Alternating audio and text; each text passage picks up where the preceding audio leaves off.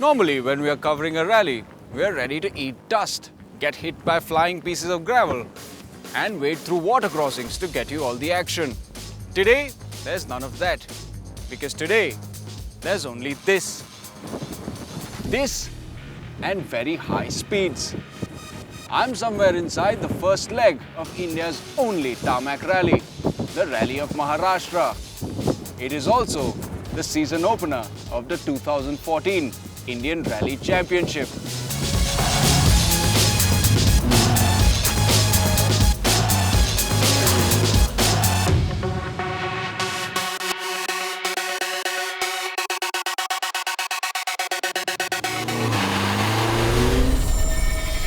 Tarmac is not really the habitat of the rally car. It is in fact alien territory. But the thing with territory is that it must be conquered.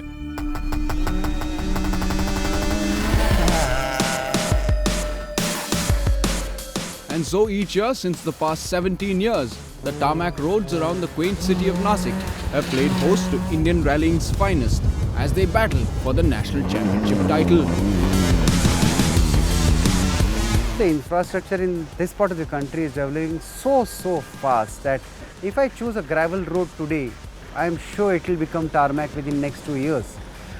As an organizer, to find out a new terrain is very easy, but to maintain it, to make people aware on those streets that rally is this, it is an adventure sport, that takes a lot of time for us.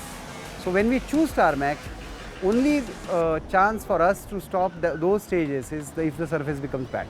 So we definitely choose tarmac. I love tarmac because surface is challenging. It is one of the fastest rally in the country as well because being a tarmac. Nasik stages have always been very technical and driver oriented, but you need a car also which handles well over fast tarmac, and so I think that is something we have. We'll just have to see how the setup works for us here, and if it rains, it's just going to be, you have to concentrate even more, and rain obviously makes it more trickier. The championship no longer remains just national though. What used to be the Indian National Rally Championship has now been rechristened to just the Indian Rally Championship. The change in nomenclature, small as it may seem, is however a sign of things to come.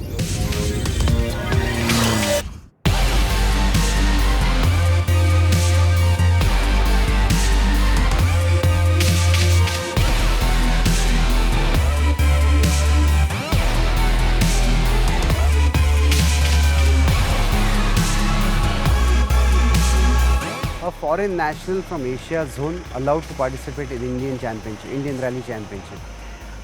The advantage is now you can compete with the foreigners. You can compete yourself, you can judge yourself, where do you stand with the other drivers. This is something which is very common abroad in the other national championships around the world, in European countries and even in Japan, Australia, New Zealand.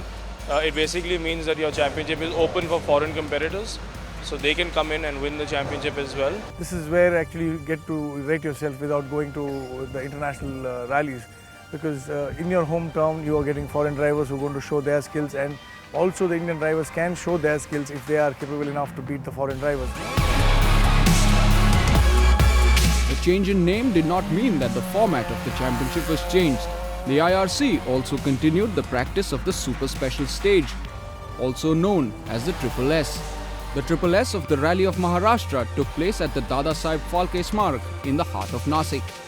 And the townsfolk turned up in huge numbers to see the rally cars tear over the tarmac.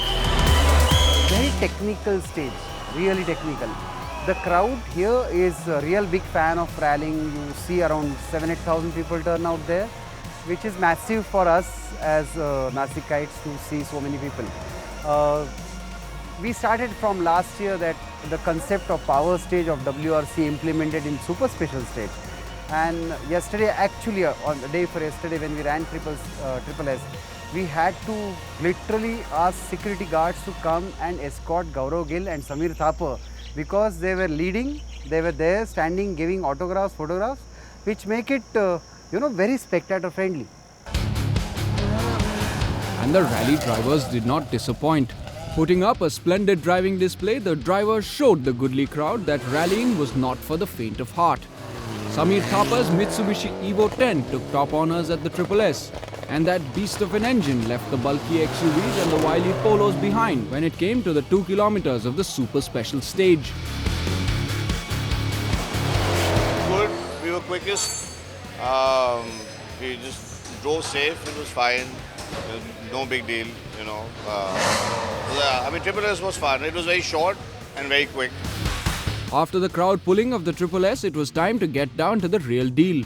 The Rally of Maharashtra ran 3 legs this year, divided into 3 special stages. The first stage was the Manhere stage, that is mostly 12.4 kilometers of hairpins and a winding tarmac road. First stage is like a semi-mountains kind of a thing. You climb, you go down, then you come to a valley sort of a thing, and then again you climb up. So it has a mixture of crests where you have to be very spot on your pace notes, especially during recce. If you've made good pace notes, then there's nothing to worry about. But one wrong pace note and it can take you out really bad. The second stage of the Rally of Maharashtra was the windmill stage.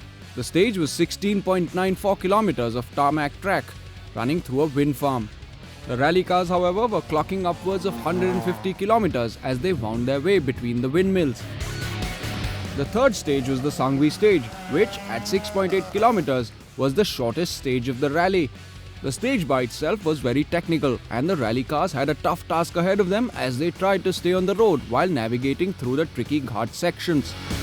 The third stage, the shortest stage, yes, there were a lot of high-speed corners, good cornering, so we enjoyed it. But it was also technical as it was all the downhill. As leg 1 began and the drivers lined up, the grid was filled with the country's best rallying talent.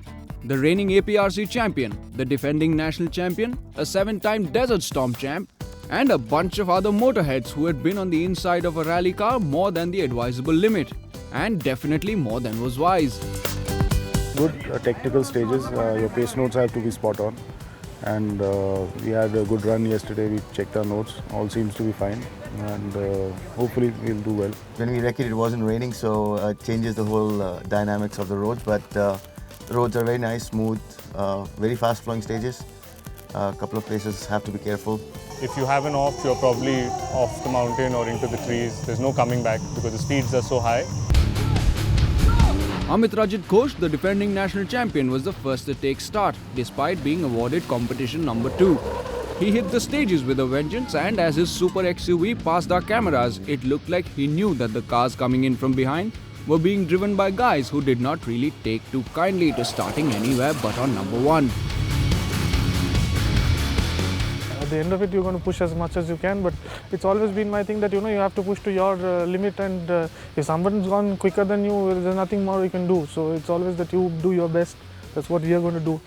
Need to get some, get some miles under with the car and get to understand what it does and what it does not. The cars came out of the first leg fairly shaken up. Teething issues had cropped up, but now 3 stages later, they had been left behind and would no longer prove useful as an excuse. The engines and tires had been bedded in, the drivers and navigators were back in their groove, and now the only thing in their sights was the road to the podium of the Rally of Maharashtra.